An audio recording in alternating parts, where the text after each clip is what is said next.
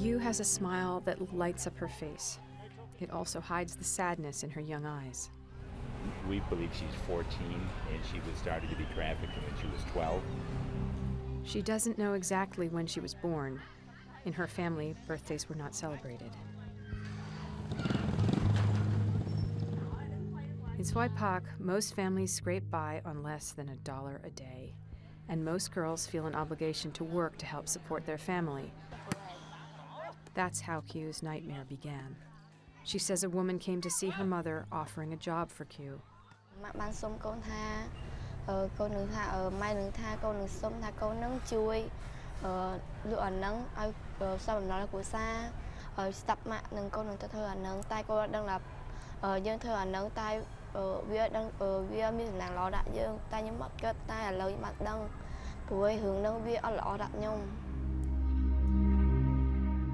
The job was to sell her virginity, a big business in Swaipak. Swaipak is known for virgin sales and prepubescent sex. So a virgin sale can be anywhere from $5,000 to $8,000. I mean, we're not talking $20. How much money did the lady say that your mom could get if you went there?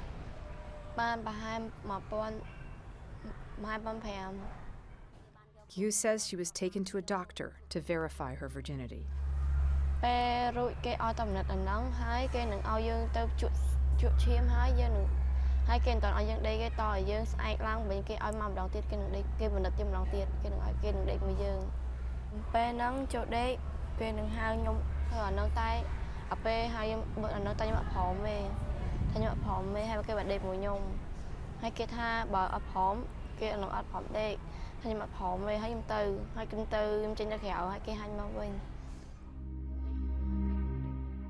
She says the man kept her in his hotel room for 2 days. How did you feel after you left the man?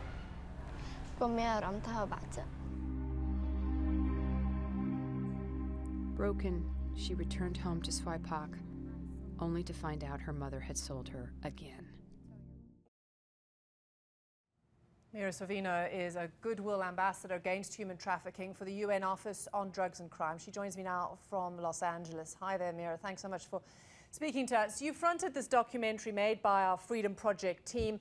And as with all of CNN's content, particularly when the issue is so important, we always have to ask, don't we, what more can be done and what has changed?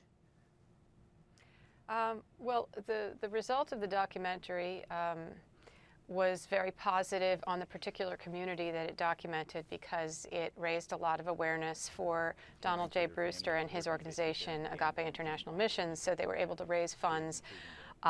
They now have an elite cooperation with the police, a SWAT team that they've kind of verified to be incorruptible, to go and do raids on brothels, to have some teeth to the law enforcement side of trying to stop this incredible problem. They are building a school which, when completed, will offer immense hope for over 1,000 children in the region.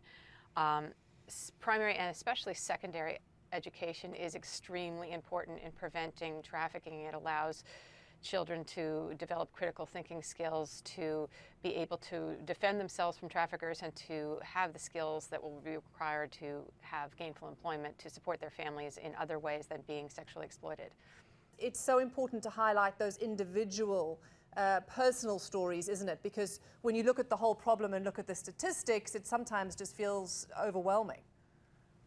Well, it is overwhelming for sure, but each trafficking victim, either a sexually trafficked person or a labor trafficked person, is just like you and me. They are a fully functioning soul with every intended possibility for their lives, and it's been ripped away from them, and each one of them has enormous potential for rebounding when they are given the proper services and care once they're discovered.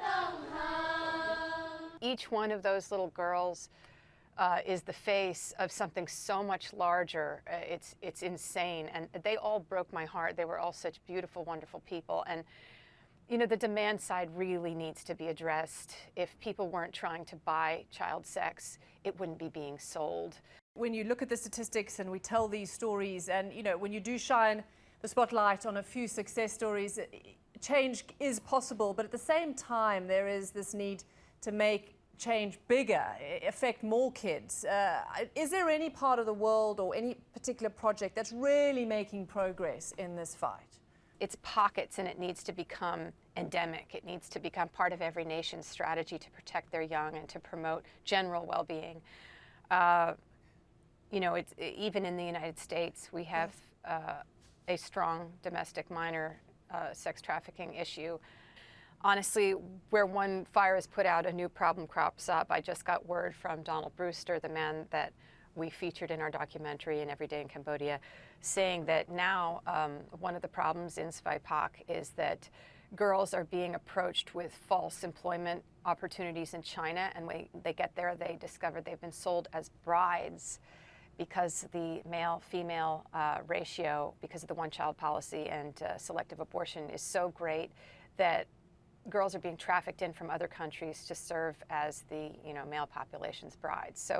So there's always a new face of this devil that needs to be stamped out.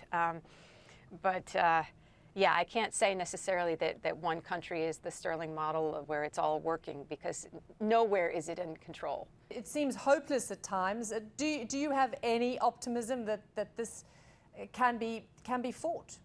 We just have to be tirelessly vigilant about it, and we have to support groups such as Agape International Missions that's featured in this, or the many, many wonderful NGOs around the globe that are doing this incredible work, and to really push for governments to work hand in glove with them, and for law enforcement to have partnerships with civil society to bring out the best for the victims and the survivors, and to put the real criminals behind bars. I do believe it's possible. It's just going to take a lot of doing. Mira Sorvino, thank you very much. Thank you.